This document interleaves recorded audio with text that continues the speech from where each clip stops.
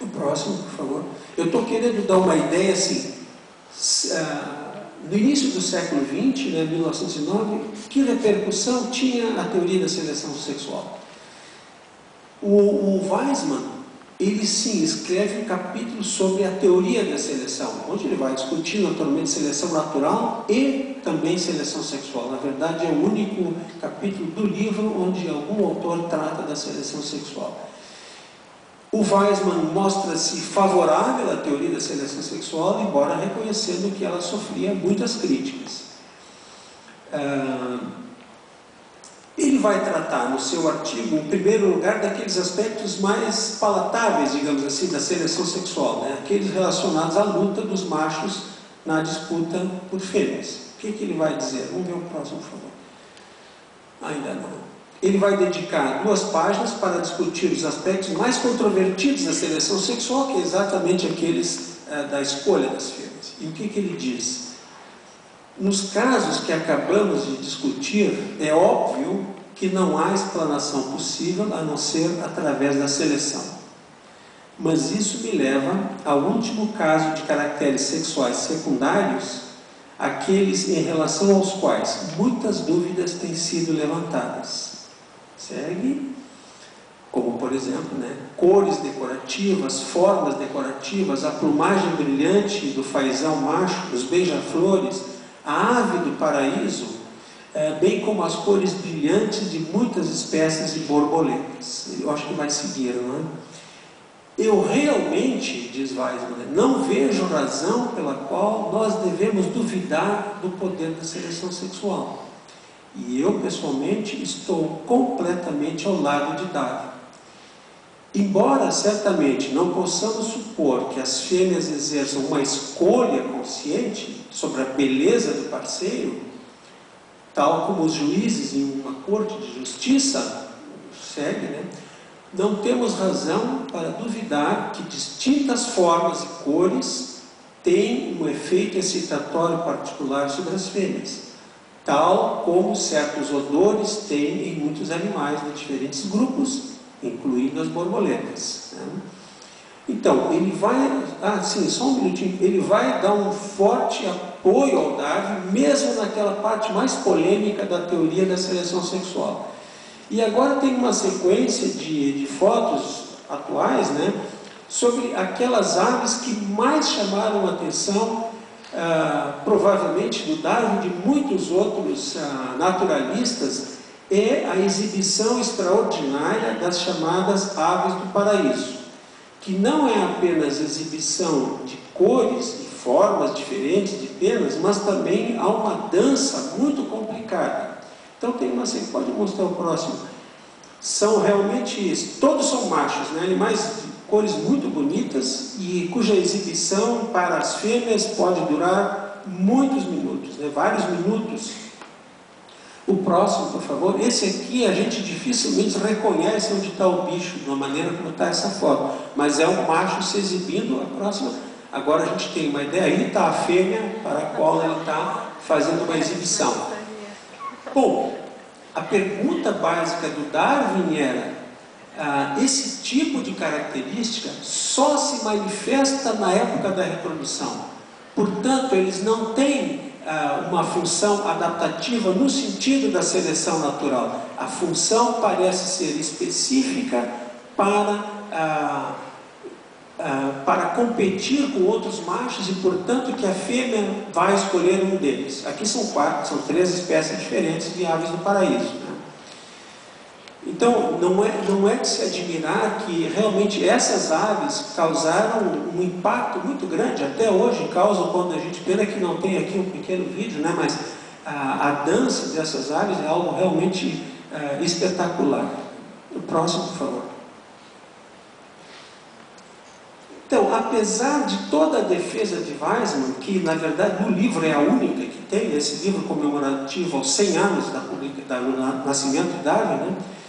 A seleção sexual, tal como a seleção natural, teve o seu eclipse também. Ela esteve em momentos de baixa e durou muito mais tempo do que o eclipse em relação à seleção natural. Por exemplo, Em 1938, esse cidadão, Julian Huxley, né, que é o neto lá do Thomas Henry Huxley, contemporâneo de Darwin, publicou 2 artigos criticando a proposta, a suposta, percepção estética das aves nas suas escolhas por machos mais vistosos. Na verdade, o Huxley, lamentavelmente, contribuiu para divulgar essa ideia de que Darwin teria implicitamente proposto um sentido estético nas fêmeas, quando ele, na verdade, não tinha qualquer ideia de dar passar essa imagem, né? E o Huxley, ainda para piorar a história, ele propõe nesses trabalhos aqui que se abandone a expressão seleção sexual e se passe a falar ou em seleção intrasexual, que é aquele combate entre os machos, né, a competição entre machos, ou um outro tipo de seleção que ele propõe, que é a seleção epigâmica. Então, além de fazer uma crítica ao Darwin, isso já no século XX aí avançado, né, ele propõe outros termos, o que só veio a contribuir para um período de descrédito da seleção sexual. E durante as primeiras décadas do século XX, a teoria da seleção sexual não foi um tema considerado importante de se trabalhar e, portanto, foi eclipsado, de um modo geral, por outros aspectos de seleção natural considerados mais importantes. O próximo, por favor.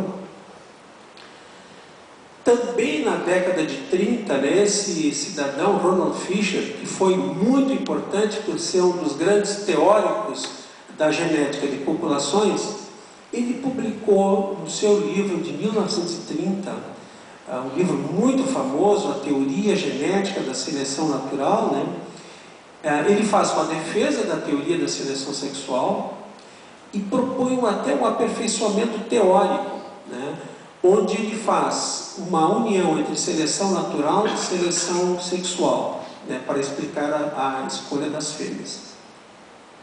O seguinte, qual foi aproximadamente o argumento que ele fez? Na verdade, foi um argumento, chega até a surpreender, porque, em se tratando de Fisher, se esperaria que apareceria algum modelo matemático, porque ele tem muitos modelos matemáticos importantes na evolução, mas nesse aqui ele fez um argumento unicamente verbal.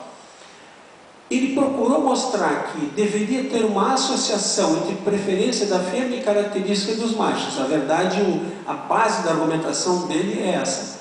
Como, por exemplo, aqui está dito de uma maneira bem simplificada. Por exemplo, se há uma base genética para a diferença, por exemplo, no tamanho da cauda de machos, né? Se há essa base genética para a preferência, os filhos, portanto masculinos, herdarão esses genes para a cauda longa. E ele imaginou também, para dar um reforço à sua argumentação, e aí é que ele combina a seleção natural com a sexual, que poder-se imaginar que uma cauda maior facilitasse, por exemplo, um voo mais rápido, poderia fugir de predadores mais rapidamente, mas que ao mesmo tempo isso exercesse nas fêmeas alguma forma de preferência. Portanto, se a cauda é geneticamente controlada, os filhos herdarão esses genes que foram produtos da escolha das fêmeas. O próximo. Por outro lado, as filhas herdarão os genes da preferência. É um raciocínio muito simples, né, de um determinismo genético muito forte, né? As filhas herdarão a preferência por caudas longas. E aí a gente tem um mecanismo de reforço, né? Filhas ou fêmeas com genes da preferência, machos, filhos com caudas longas. Isso reforça o processo ad infinitum, né, em princípio. Então, caudas longas teriam no início do processo uma vantagem adaptativa por seleção natural e também seleção sexual. Mas com o passar do tempo, na hipótese do Fisher, a seleção sexual teria um predomínio em relação ao desenvolvimento desse tipo de estrutura, de tal maneira que foi tão importante na escolha das fêmeas que estruturas como caudas ou penas muito coloridas, se desenvolveram